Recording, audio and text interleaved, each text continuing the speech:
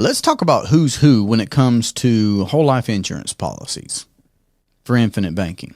Hello and welcome to the Durham Talents channel. My name is Jesse Durham. For today's installation in our EncycloMedia series, we're going to be discussing who is who in whole life insurance policies for the purpose of infinite banking.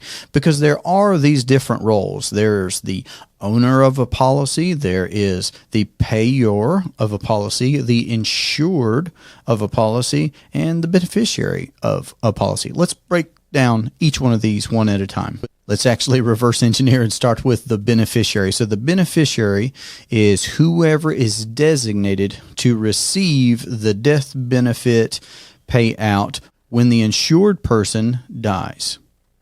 So again, the death benefit is just a tax-free windfall. It's a tax-free payout. It's a check to the beneficiary when the insured person graduates, when the insured person passes and dies.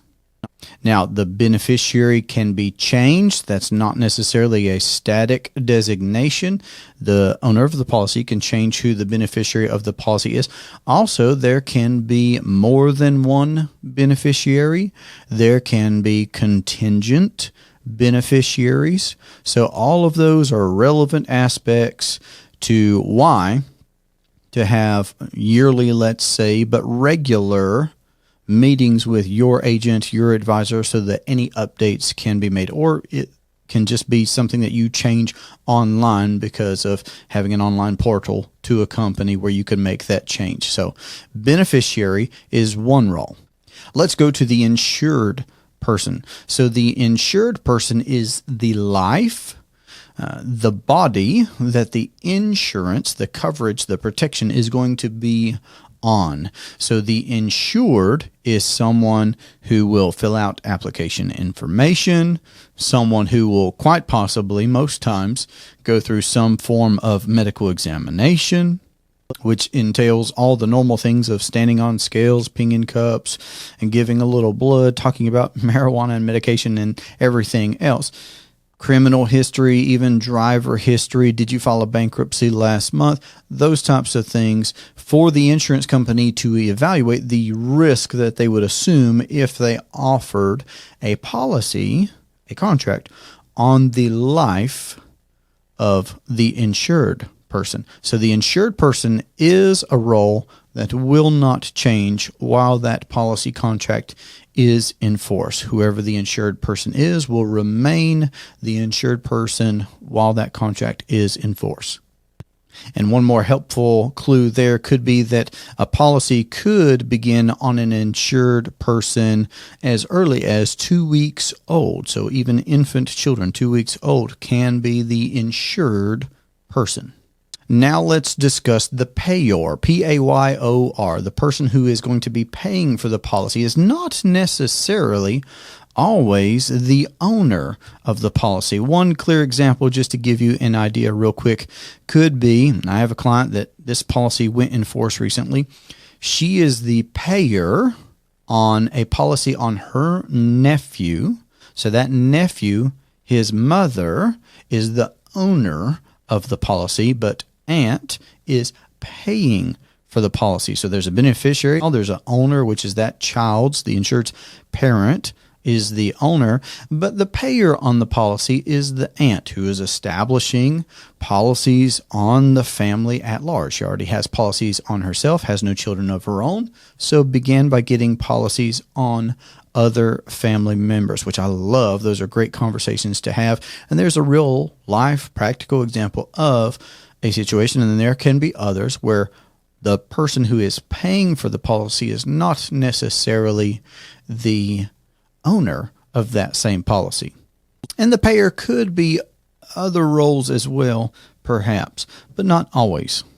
Now, the payer will have limited access to doing things relevant to the policy. Some permissions may be given by the owner, such as paying extra premiums. So if the payer wanted to pay something beyond regular, scheduled, ongoing, just automatic payments, a permission might have to be given from the owner to permit the payor to pay additional premiums, which is something that we actively encourage clients to do, of course, to pay as much capital is reasonable into your policies up to the MEC limit as often as possible every year. That's what I do with my policies, is I pay as much, even extra, above and beyond the regular scheduled premiums as possible as the payor on several policies, of course. Now we come to the owner. The owner of a policy could be more than just that role, and the role of owner can change. So, for example, I'm the owner, the payer, and the insured on a policy on my life.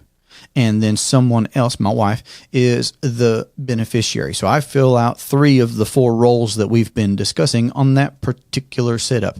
And it may be the case that someone is the owner of a policy, but they are not the beneficiary, or they are not the payer, and they certainly don't have to be the insured. So it's interesting. Every case is different, but the owner of the policy owns the contract, has the authority to make material changes, such as if they wanted to transfer ownership, if they wanted to change who the beneficiary is, if they wanted to add a contingent beneficiary, if they wanted to add an additional beneficiary, if they wanted to designate someone as a payor on that policy. Again, the insured person is the only role that's certainly not changing, because that contract is on that insured life. So it's the owner that has the opportunity to designate who's going to receive the death benefit, leverage the cash value of a policy, which pertains to implementing infinite banking, of course. Just because you own a policy doesn't mean that it's on you, but when you do own a policy, you get to leverage the cash values of that policy. An example there could be my wife and I own policies on our minor children. The children cannot own those policies on themselves. We can transfer that ownership later in life when they've adopted infinite banking into their own lives and we want to transfer assets to them. We can do so. In the meanwhile, we as owners have the opportunity to leverage the cash values, which, if you're using infinite banking as that purpose, can just grow and expand what it is that you could possibly transfer ownership of in the future, or build up in a death benefit because of paying extra premiums and recapturing capital and things. Now, the owner of a policy on another person, on a different insured person, would have to have an insurable interest, and this is important, at the time of application. So one example here could be that if I had a business partner and I owned a policy on that partner because that was part of our buy-sell agreement. If something were to happen, I would want to be able to buy out.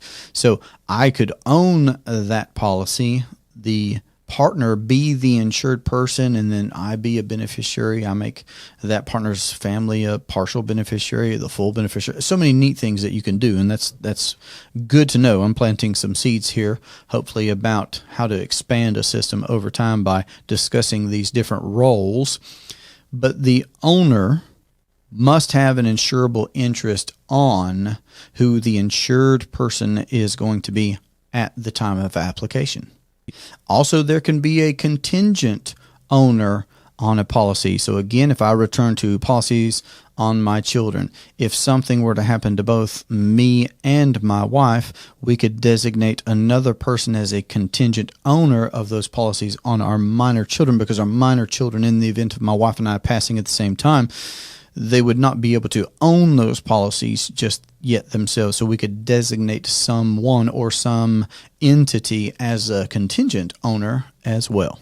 So I hope that this has been helpful. If you learned a new piece of information, I'd love to hear about that down in the comments section below. And if you'd like to have a conversation about how to implement the infinite banking concept in your household or your business or your investing, then don't hesitate to jump in my calendar. You can find me at durhamtalents.com so that we could have a discussion about what that could look like for you. This has been a great pleasure for me. I hope you have a great day. Take care. All right, here we are. Yeah. That is horrible handwriting. Who wrote that? I wrote that. Oh my goodness. When the insured portion